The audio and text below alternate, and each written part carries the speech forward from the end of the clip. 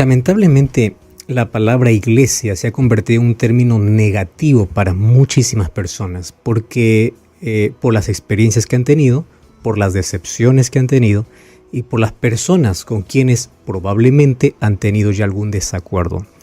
Nuestro problema serio está en que si vemos un árbol podrido, pensamos que todo el bosque está podrido. Un árbol no representa un bosque. No te olvides de eso. Un árbol no representa un bosque. Dentro del bosque existen árboles malos, podridos, existe, pero no significa que todo el bosque está así. Entonces, cuando nosotros aprendemos a tener en claro el concepto de qué es iglesia, para qué sirven, qué me beneficia y por qué Dios la instituyó, independientemente de lo que yo pueda, de las experiencias que yo pueda tener con otros, yo voy a frecuentar, voy a continuar, porque el compromiso que hago es con Dios, porque me beneficia emocionalmente, espiritualmente y me ayuda a crecer como cristiano. Otra vez aquí haciendo un refuerzo especial a lo que ya Aileen comentó. Hay casos específicos y especiales donde personas no pueden frecuentar la iglesia. Y claro, hay diagnósticos, hay momentos donde incluso el médico te dice es prohibido salir, la aglomeración o contagiar o ser contagiado, hay que prevenir ciertas cosas, correcto, estás enfermo, estás pasando por una situación delicada, está todo bien. Finalmente, nuestra adoración a Dios es en espíritu y en verdad. Sin embargo, muchos se escudan detrás de ese texto para poder justificar una falta de interés y compromiso con la misión que tiene la iglesia y los beneficios que ella aporta para nuestro desarrollo espiritual. Hoy queremos analizar de manera breve la razón por la cual Dios la instituyó y por qué. Ese por qué es importante. ¿Por qué es necesario que yo pueda formar parte de un grupo? ¿Correcto? ¿Tú puedes adorar en casa? Claro, ese es el deber de todo cristiano. Todo creyente entiende eso. Sin embargo, el hecho de frecuentar a los cultos de iglesia tiene un lugar especial en nuestra experiencia. Más allá de los ritos que uno se puede perder, que fortalecen la fe, que se realizan en la iglesia, hay otros beneficios que necesitamos entender, mas eso lo entenderemos a la luz de la Biblia, porque en la Biblia encontramos diversas figuras, y las figuras que la Biblia tiene para representar a la iglesia no se trata de una persona, sino de un conjunto de personas. Entonces, partiendo desde ese punto, necesitamos estar involucrados, comprometidos y conectados con Dios y con nuestros semejantes. Es así como nos preparamos para vivir en eternidad. Si yo no puedo aprender a vivir en comunidad aquí en la tierra, ¿cómo pretendo vivir con todos los redimidos en el cielo? Esa es una de las cosas más incoherentes que uno puede pensar. Pasar la eternidad con Cristo, pero no solo es con Cristo, es con todos los redimidos. ¿Y dónde es que nosotros aprendemos y desarrollamos esa experiencia? Pues aquí en la tierra. Entonces, hablaremos un poco más a detalle de esto aquí en nuestro programa, de hablar con Dios. Durante muchos siglos, el racionalismo siempre defendió la idea de que todas las personas inteligentes necesitaban ser seculares. ¿Cómo es esto? No concebían la idea de que una persona que sea brillante, inteligente, tenga una religión. Entonces la religión pasó a ser ridicularizada. Y una persona religiosa era tomada como un tonto, como un analfabeto o como alguien que no sabe lo que quiere y lo que tiene en la vida. Tanto que ellos creyeron de que el lado racional, lo inteligente, la inteligencia humana, los llevaría siempre a descartar a la religión, olvidando, por supuesto, que los mayores descubrimientos en la historia fueron hechos por creyentes, que se declararon abiertamente personas que ejercían fe y creían en Dios. Pero ustedes saben cómo el racionalismo llegó un momento en decir, así que se atrevió a decir, persona inteligente no puede ser religiosa. En base a eso, tú ya escuchaste que algunos todavía quedaron con esa idea que ya no es más válida hoy. Te voy a explicar cómo cambió el pensamiento del racionalista. Pero algunos todavía quedaron en el pasado diciendo, no, religión es para ignorantes, religión es para gente inculta, yo soy culto, yo soy esto, entonces yo no voy a estar en una iglesia. Pero sabes que este pensamiento cambió. Entonces, si todavía piensas en eso, tienes que actualizarte un poco. ¿Por qué razón? Porque resulta que ahora el mismo racionalismo, cuando hablo de racionalismo estoy hablando de aquella gente que proclama de que no necesita a Dios en su historia. El racionalista ahora fue al otro lado. ¿Y qué cosa es lo que proclama el racionalismo? Que toda persona inteligente necesita ser espiritual. Ahora, yo quedo realmente sorprendido por la manera y la sutileza como el diablo puede manejar una mente para colocar conceptos agradables a los oídos que tienen un trasfondo peligrosísimo. Entonces, ¿cuál es la idea? Persona inteligente no necesita desechar religión, pero no necesita tener una religión. Lo que necesita es ser espiritual. Y el asunto de un ser espiritual está totalmente aislado y lejos de espiritualidad que dice la Biblia. Entonces, hay personas que dicen así: yo no soy religioso, pero soy una persona espiritual. ¿A qué se llama una persona espiritual? Persona espiritual se llama aquel que busca la trascendencia de la vida. ¿Cómo? No necesariamente en Dios. Entonces, una persona espiritual puede buscar conectarse, y esa palabra de conexión es muy bonita, que bíblicamente puede ser bien usada para hablar de conexión con Dios y conexión con los semejantes, pero esa palabra de conectarse ahora ha cambiado. Mucho cuidado cuando escuchamos esa palabra, hay que ver en qué contexto lo hablamos o lo escuchamos. Esa conexión con la naturaleza, haciendo de la naturaleza lo más trascendente. O sea, llega el ser humano a preferir adorar la creación que al propio creador. Entonces, detrás de eso hay frases muy comunes. Vamos en busca de buena energía, de buena vibra. Vamos a tener experiencias donde en la naturaleza, y vengan las prácticas orientales, yoga, meditación, que te lleva ¿a qué? A una conexión espiritual. ¿Con quién? No tengo idea, pero el asunto es que te lleva a la espiritualidad. Mira cómo el enemigo aquí ha entrado de manera sutil para poder llevar a la persona del comienzo al rechazo completo de la religión, ahora un concepto diferente de religión: espiritualidad.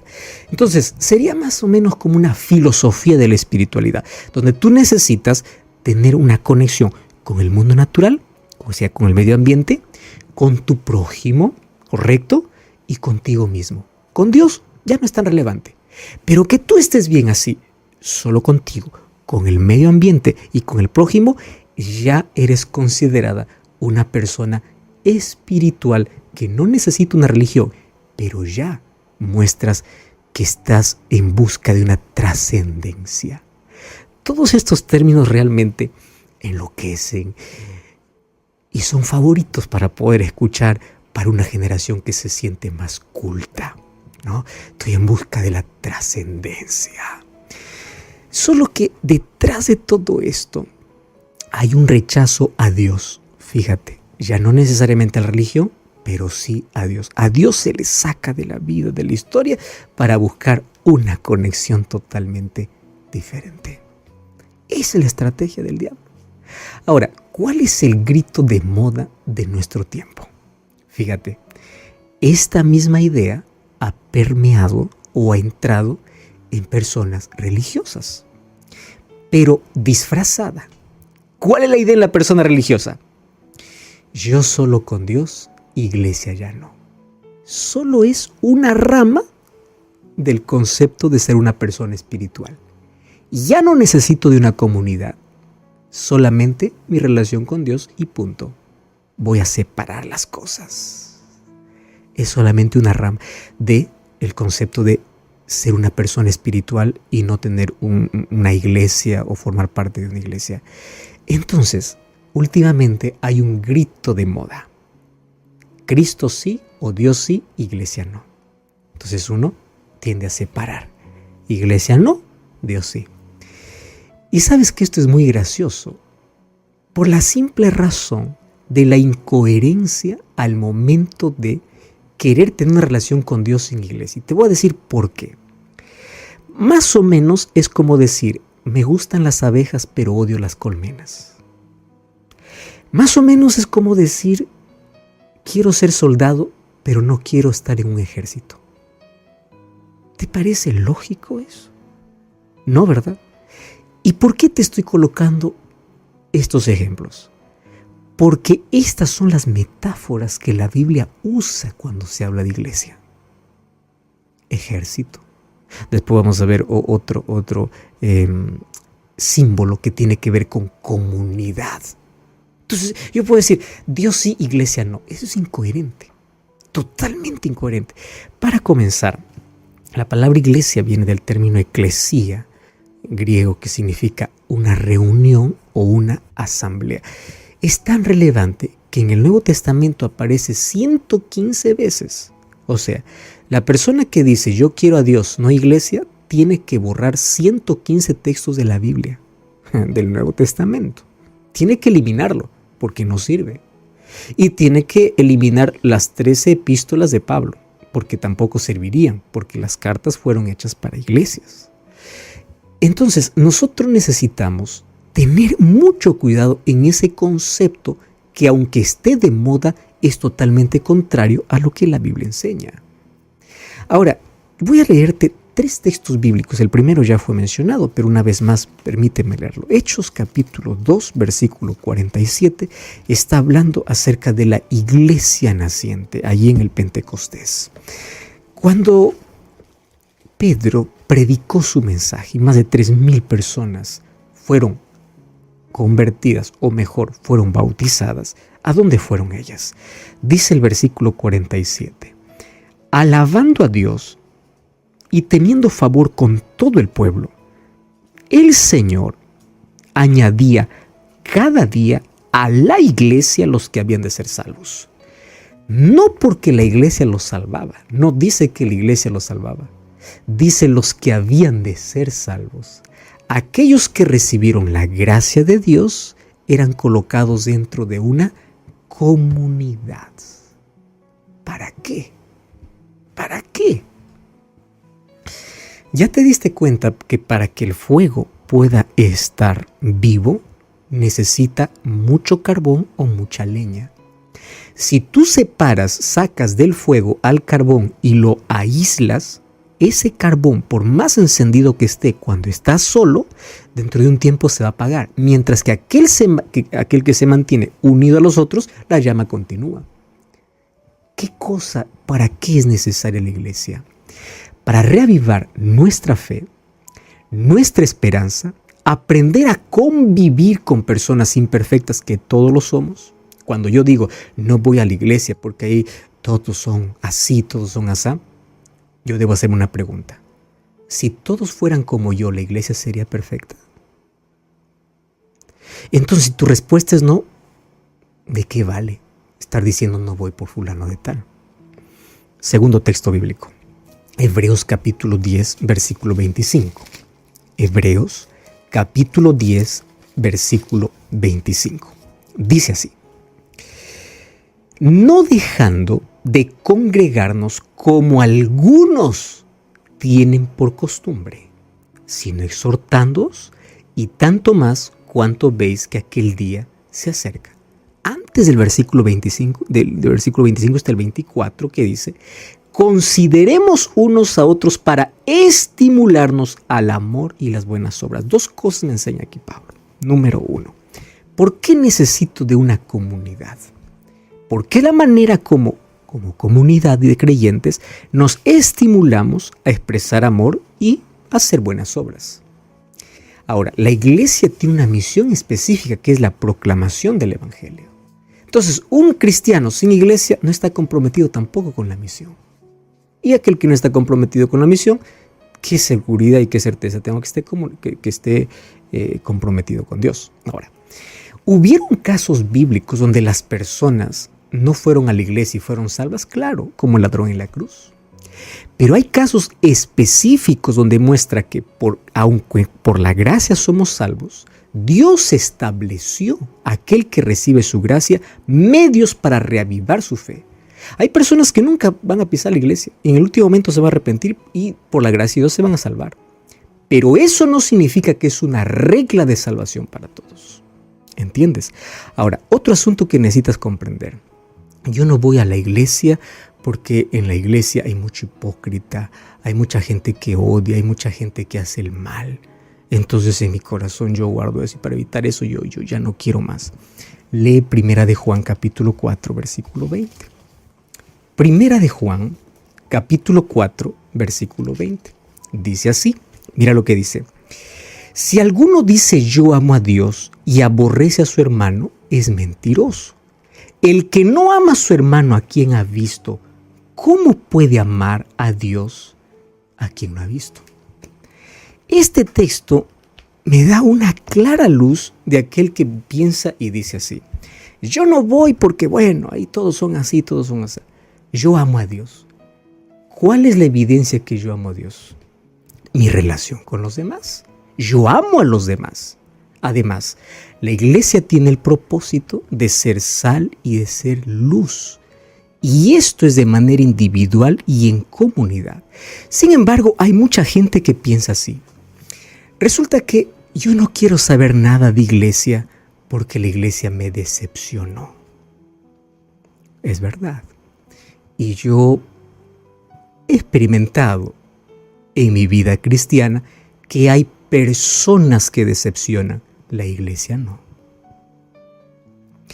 Entonces, tomando el ejemplo que yo ya coloqué al comienzo, un árbol podrido no significa que el bosque está podrido. Personas pueden decepcionar, pueden, porque yo también puedo decepcionar. Pero una persona no representa el plan perfecto de Dios al poder constituir una iglesia. Una persona no representa una iglesia. Ahora, el mundo te decepciona cada rato y tú no dices estoy decepcionado del mundo y mejor me entrego a Dios. Yo no voy a la iglesia porque hay mucha incoherencia. Dicen una cosa pero hacen otra cosa. Te recuerdo que la iglesia no es un museo. La iglesia es un hospital. En un museo pueden haber santos. En la iglesia hay enfermos. Cada uno tiene un problema diferente que resolver. Por eso es importante la comunidad para poder apoyarnos. En lugar de juzgar y criticar, yo me coloco para poder ayudar. Yo me ayudo, tú me ayudas, yo oro por ti, tú oras por mí. Juntos somos una familia, somos un soporte. Cuando tú caes estoy ahí para levantarte. Esa es la idea de iglesia. Ahora fíjate, ¿cómo es que yo me atrevo a orar así? Padre nuestro que estás en los cielos. Cuando yo digo Padre nuestro, la palabra nuestro, ¿qué indica? Indica comunidad. No es Padre mío, solo es mío, no, Padre nuestro. Al decir nuestro quiere decir que yo tengo ¿qué cosa? Hermanos. Porque hay otro también que le llaman papá. Entonces, en la misma oración, Jesús me enseña que yo necesito formar parte de una comunidad. Pastor, pero en la historia se ha demostrado de que en nombre de Dios se ha cometido crímenes, hay tanta gente que en nombre de Dios se hace rico, hay tanta gente oportunista. Sí, es verdad. Por eso es necesario que tú identifiques si la iglesia donde vas es una iglesia que tiene las características que la Biblia menciona. Y haciendo un resumen, ¿cuáles son las características? Apocalipsis 14:12, guarda los mandamientos de Dios. ¿Cuál es otra característica? Tiene un mensaje singular, Apocalipsis 14:6-12, un mensaje diferente, impopular, porque habla de juicio, habla de ley, habla de adoración, habla de temor a Dios, habla de obedecer los mandamientos. Mensaje impopular. Tercero, es un movimiento mundial, no solo está en una comunidad, porque el mensaje tiene que ser predicado en todo el mundo. Entonces, si la iglesia donde yo estoy, es oportunista, solamente se enriquece en esto y lo otro, entonces busca una iglesia que tenga una organización diferente y su fundamento en la palabra de Dios. Pastor, en la iglesia hay mucho escándalo y hay tanta gente herida por líderes, herida por personas. Claro, y te voy a decir una cosa, y esta lección quiero que tú no lo olvides. En el tiempo de Israel había tanta corrupción como lo puede existir hoy. Incluso el sacerdocio era un asunto comprado. Para que tengas idea que en el tiempo de Jesús había tanta corrupción. Ahora ya te hago una pregunta. Jesús, por el hecho de que haya corrupción entre los líderes, ¿dejó de ir a la sinagoga? ¿Por qué no dejó de ir a la sinagoga? Porque él entendió que independientemente de lo que el ser humano pueda hacer, la iglesia está dentro del plan de Dios. ¿Los sacerdotes eran buenos o malos? Malos. ¿Los líderes eran buenos o malos? Malos. Ahora Jesús dijo, ahí son una tira de hipócritas, yo no me voy. No. Lucas 4:16 dice que era la costumbre de Jesús. Entonces Jesús me enseña que aunque la iglesia es imperfecta, aunque sus líderes no sean perfectos, es el plan de Dios. Ese es el ejemplo que Jesús me da. Entonces, la iglesia es la comunidad de creyentes que confiesa que Jesús es su Salvador y tiene la misión de poder proclamar el Evangelio. Y quiero que entiendas que la iglesia es imperfecta, pero es el medio de Dios señalado para salvación de los hombres. Fue organizada para servir y su misión es anunciar el Evangelio. Y hoy quiero decirte que en la Biblia encuentro dos figuras interesantes de iglesia. En el libro de Efesios 4:12 dice que la iglesia es como un cuerpo. Y ya te diste cuenta que el cuerpo no se trata de que tiene un solo miembro. ¿Cuántos miembros tiene tu cuerpo? Cada uno es especial. Uñas, dedos, mano. Ya te diste cuenta, y aparte de los sistemas que no lo podemos ver, pero que funcionan correctamente. Para que el cuerpo funcione correctamente, todos sus miembros están en armonía. ¿Por qué crees que la Biblia dice que la iglesia es como un cuerpo? Porque necesitamos trabajar en armonía, cumpliendo una misión. ¿Y por qué el apóstol Pablo dice en Efesios 6 que no tenemos lucha contra carne y sangre, sino contra un ejército, contra potestades? ¿Por qué? Porque la iglesia es como un ejército. Ahora te pregunto, ¿en un ejército hay un soldado o hay batallones? ¿Entiendes por qué es necesario la iglesia? Entonces quítate de la cabeza, Dios sí, iglesia no. Quítate de la cabeza, yo solamente soy espiritual. Mucho cuidado, Satanás ha ganado tanto terreno para hacer creer a las personas que ya no es más necesaria. Y hay tantas personas que después de la pandemia incluso encontraron la excusa perfecta como para no volver más. Dios la creó para reavivar nuestra fe, para hacer el soporte los unos a los otros, para cumplir la misión. Te invito a buscar la Iglesia Adventista del Séptimo Día y juntos podamos crecer y tener una experiencia linda de poder crecer como comunidad en fe y haciendo la voluntad de Dios. Ora conmigo, ahí donde estás. Gracias, Señor, por tu palabra. Gracias porque en ella me muestras con claridad y sencillez la importancia que tiene el hecho de poder formar parte de una comunidad que crece, que cumple la misión, que aunque es imperfecta, algunos más que otros, todos estamos allí para apoyarnos, para crecer en ti y para ser transformados por tu Espíritu. Ayúdanos a tener ese concepto claro, y ayúdanos a crecer en tu gracia y ayudar a otros para que juntos podamos compartir contigo la eternidad. En el nombre de Jesús. Amén.